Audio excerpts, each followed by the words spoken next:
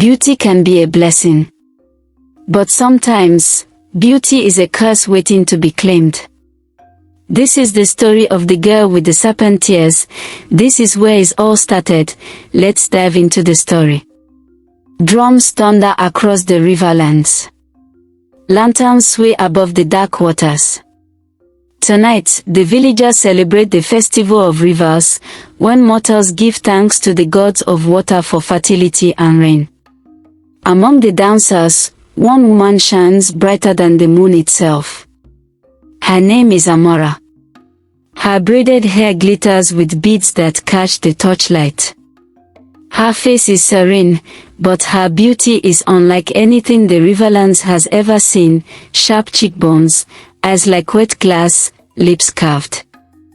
The people cheer her name. Women smile in admiration, men bow their heads in awe. But not everyone celebrates.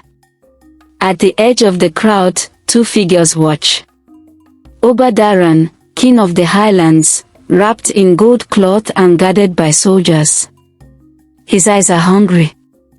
Olunma, the serpent god, disguised as a cloaked stranger, his shadow longer than his body. His eyes are colder than the river. Neither claps. Neither blinks. Both have chosen Amara. After the festival, the king summons Amara to his tent. Perfumed air, silk carpets, gold cups. He greets her not like a subject but like a queen already promised. Amara, he says, voice rich as honey. You are the jewel of this land. Be my queen, and I will build you palaces that touch the skies. Your name will be carved in stone. Your children will inherit kingdoms. Amara lowers her gaze respectfully. But her heart is not stirred by power. She bows and whispers, my king, forgive me, but my heart is already promised. Obadaran's smile falters. His pride cracks like clay in the sun. No one refuses the king. What mortals see as choice, gods see as insult. That night, under the silver moon, Amara walks to the river to wash her hands. The water is still. Too still. From the reeds, a voice slithers out. You have rejected gold, it hisses. She turns. A cloaked figure rises, taller than any man. His eyes gleam green. A snake coils around his arm. I am Olunma, keeper of rivers, guardian of underworld streams. I have watched you since your birth. I will make you immortal, Amara. Your womb will bear children that cannot die. The world will kneel before you. Amara trembles. Her breath catches. But then she remembers the hunter who once gave her a carved wooden comb, the man who loved her without crowns or rivers. My lord, she whispers, I am only a woman.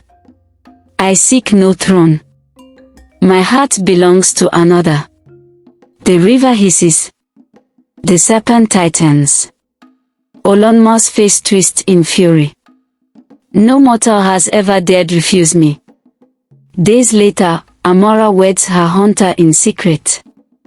They stand beneath a mango tree, friends gathered, laughter soft and tender.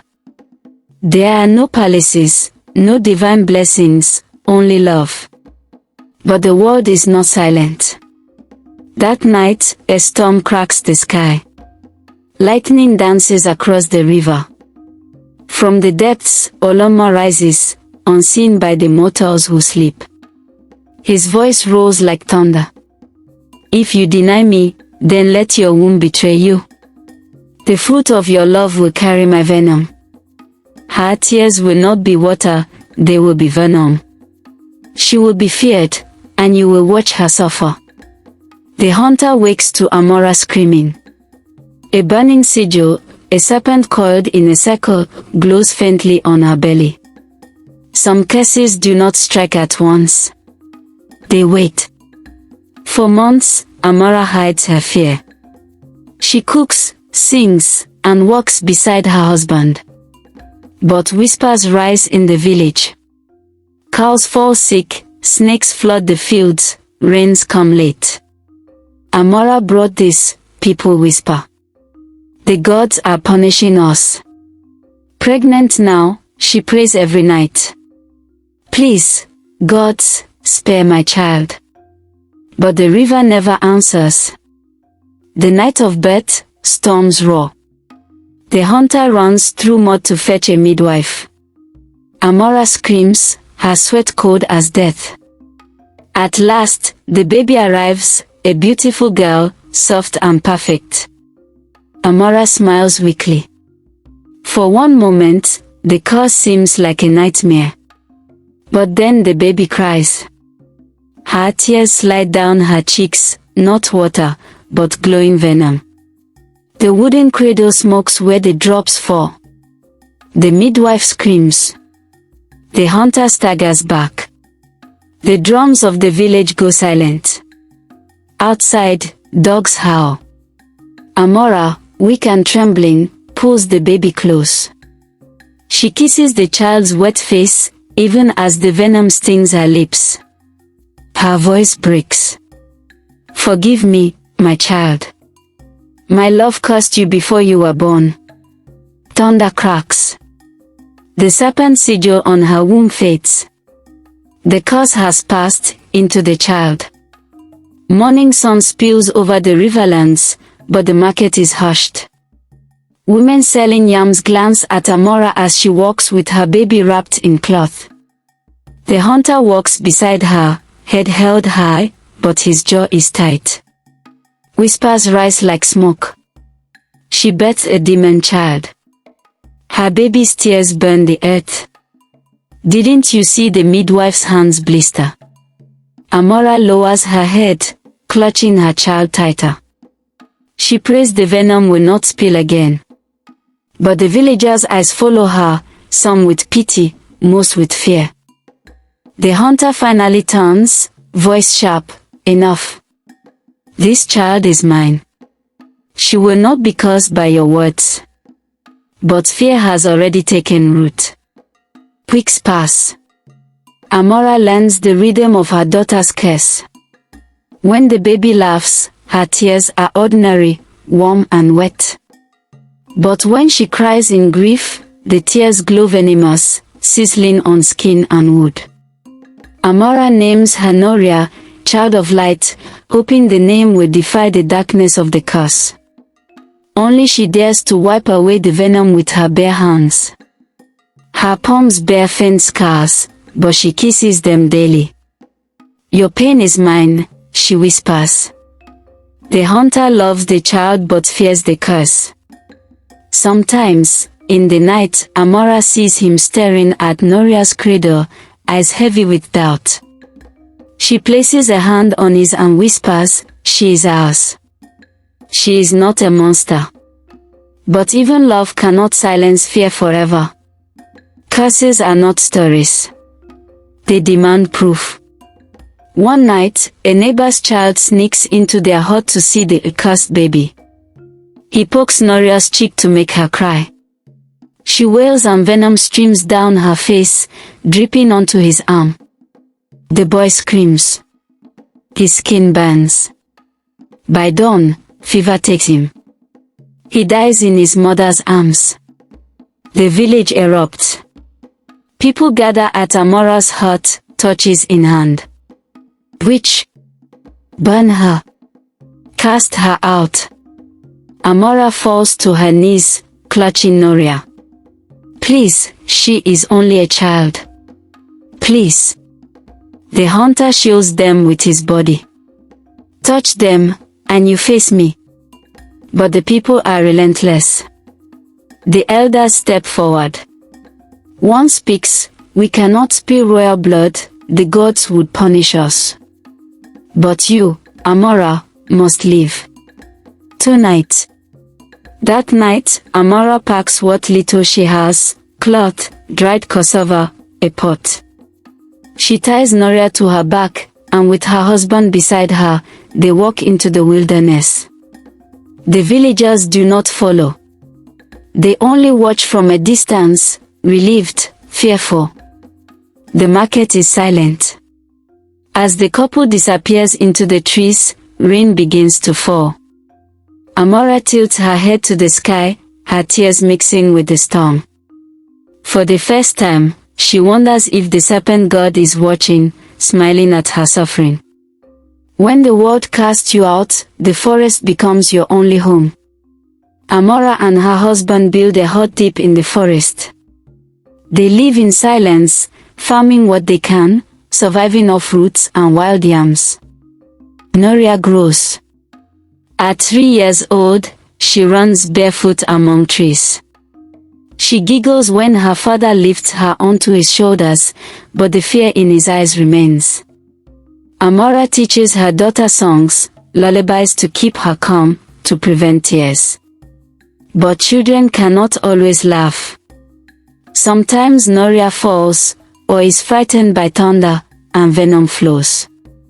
Each time, the ground blackens where her tears fall. The hunter grows more distant. At night, Amara hears him mutter, "Maybe this was never meant to be. Maybe we should," he never finishes. But Amara knows what he is thinking. Curses do not rest. They wait for the moment to tighten. One evening, Amara fetches water from the river. The air grows still. The ripples vanish. From beneath the water, the Serpent God rises again. His eyes burn like green fire. His voice hisses, "How fares your child, Amara? Does the world adore her? Or do they spit at her feet?" Amara trembles, clutching the pot. "Leave us." Olunma laughs, cruel and soft. "You thought exile would save you? No. Your daughter is mine. Every tear she sheds sings my name." Amara lifts the pot, as if to strike him. "She is not yours." Olunma only smiles. "One day, she will come to me. Mortals will drive her to my arms. And when she stands at my side, the world will drown in venom." Then he vanishes, leaving the river boiling behind. Amara staggers back, pot shattered at her feet. She whispers, "Gods, protect her." Sometimes, love bends under the weight of fear. Sometimes, it breaks. That night, Amara's husband sits by the fire, face pale. "You saw him, didn't you?" he whispers. Amara nods. He stares at Noria, asleep in the corner. "Amara, I cannot live like this. Every day I fear she will kill us. Every night I dream of venom rivers. She is not a blessing, she is a curse." Amara's heart shatters. "She is our daughter." He shakes his head, tears streaming. "No. She is his." By dawn, he is gone. His footprints vanish into the forest. Amara collapses at the door, clutching Noria. Alone now, she whispers through broken sobs. "Then I will raise you myself. And I will fight the gods if I must." Every curse hides a prophecy. The question is, who dares to reveal it? Months later, Amara meets an old wanderer in the forest, a blind woman wrapped in rags. Her voice is cracked but strong. "You carry a child of tears," she says. Amara freezes. "How do you know?" The woman smiles faintly. "I have walked long enough to know the scent of curses. That child's tears are venom, yes, but venom can kill or cure. Her sorrow will break kingdoms, but her compassion will heal nations. One day, she will choose. And the world will burn or be reborn." Amara whispers, "What must I do?" The woman tilts her head. "Love her. Only love can bend destiny." Then she vanishes into the trees, as if swallowed by the forest. The path grows darker as they move deeper into the forest, but Amara walks on, her resolve unwavering.